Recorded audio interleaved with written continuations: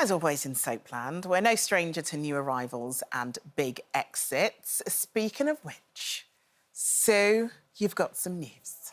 Yes, I have decided after 25 wonderful, wonderful years that it is time to hang Eileen back up in the prop cupboard. Oh, yeah. I've decided that it's time to leave. I mean, they're keeping the door firmly open for me, but it's the right time. Yeah. The end of an era, isn't it? Yeah, and I want to know why, as I'm sure you guys do, and I'm sure you guys do at home want to know why. But before we get to the whys, let's take a look at some of your best bits.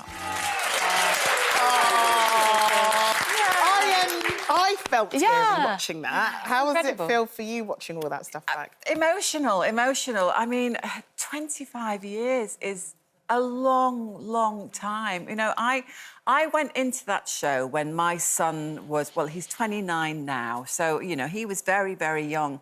And it became my family. When I originally went in, I said I was only going to stay a year, but you get so seduced by the place. It's just such a wonderful place to work. I met my husband there. You know, it gave me the opportunity to do what I loved, acting, but still be a mom, to make sure I was there in the morning and I was there at night to put him to bed. So it's been the icons as well. Yeah, working with the icons. I mean, walking in and going into work with Liz Dawn, Bill Roach, you know, all of them. There's too many. There she is. Oh. She said to me, I originally came in the show literally for 3 months, and after 6 weeks I was in the green room and she went, "Aye, kid, you're getting an house." And I went, "Am I?" She went like, "Yeah."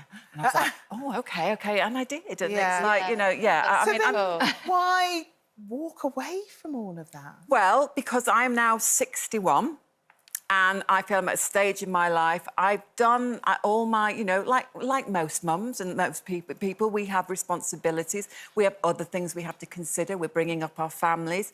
And I've got to the stage, my son has grown up now, he's 29. I have no responsibilities left and I want to do something new. I want this decade to be about me. And I want to... You know what, I love that, because some people might say, oh, 61 is time to wind down, and some people might even be looking at retirement, but you're talking about starting a whole new life. I really want to empower other women to say, you know, society at this point expect us all to shuffle off, don't they? Just go away quietly. You've had your days. No, this is my decade. I am more excited about this decade, you know, hopefully, you know, as long as I remain well, that this is going to be the most exciting decade for me. I'm really excited. It's about that.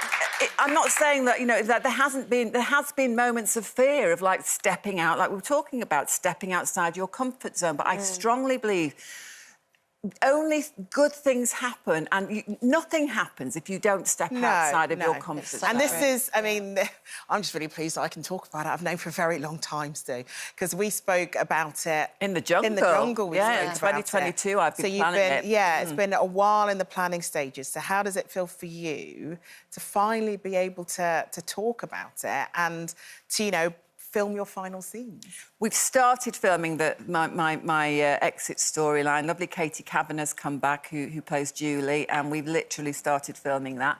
It's going to be emotional. It's going to be hard. You know, I've got a lot of friends there. I will still have a connection to it. You know, my husband's is the lighting guy on it, so, you know, I don't feel like I'm going too far away from it.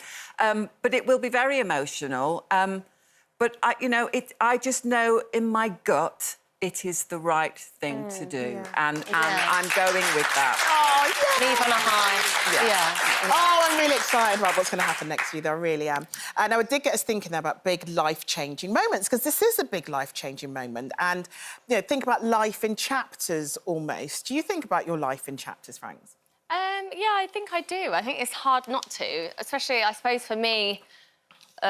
like career-wise, a lot happened when I was really young, at the age of 12. So I feel like they all feel like chapters for me. And also, a lot of the time, I feel like they never really happened. So they feel like parts of my journey and parts of my life. And I think, for me, like, I already feel like at 36, I'm like, how long have I got left? There's still so much I want to do. So left in life or left in your You're not even halfway through. No, I know, but sometimes I just feel like I often say to Wayne, I'm like, oh, I've probably only got another, like, 5 years left in me in, like, work life. Because I think for women... because of as a woman? Yeah, I think for women, we're often made to feel like that. Yeah. So, like, listening to you and, like, when we were talking about it earlier, like, you make me feel so excited and I feel so excited for you. Yeah. And, like, you make me feel really, like, I'm like, yeah, come on, like, what am I going to do? But isn't it interesting, like, you saying that you have these fears, and it all comes back to that word fear, and I think we have to remember that whenever we use that term fear, it's never what's happening. We're always all right in the moment, whatever's happening. We manage whatever happens. Yeah. It is the imaginary. It's imaginary, that fear about what if and what's going to be next and it's just that's imaginary thinking. But it's understandable that you feel like that because it's not your fault. It's the way society values women as they age. Yeah. And actually, you know, like you said, you can feel that we're quite disposable when we get to a certain decade. And actually think this is probably a very unique show in that it doesn't dismiss women for ageing or, you know, becoming the inevitable older, and they value the life experiences and the wisdom that a lot of the older panel members bring to the show. Of course. And I think, you know, we're sort of living in an era, I think, where we can take more control over what we do as women in terms of our careers and also home life. And I always think about you, Frankie, in terms of chapters, because there's so many different things that you've done with your life, but doing, like, the fashion stuff that you do at the moment, if someone else were in charge of that, they may well say, nah, you just do the dancing and singing, you don't do the fashion thing. Yeah, stick to your lane.